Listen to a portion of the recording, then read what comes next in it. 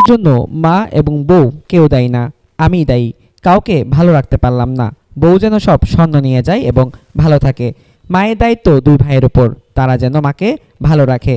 স্বর্ণবাদে যা আছে তা মায়ের জন্য, দিদি যেন কোঅর্ডিনেট করে। আগে চিরকুটে এসব লিখে আত্মহত্যা করেছেন র্যাবের এএসপি পলাশ সাহা। বুধবার 7 মে দুপুরে র্যাব 7-এর চাঁদগাঁও ক্যাম্পে পলাশের গুলিবিদ্ধ লাশ উদ্ধার করা হয়। পুলিশ জানায় তিনি নিজে আত্মহত্যা করেছেন।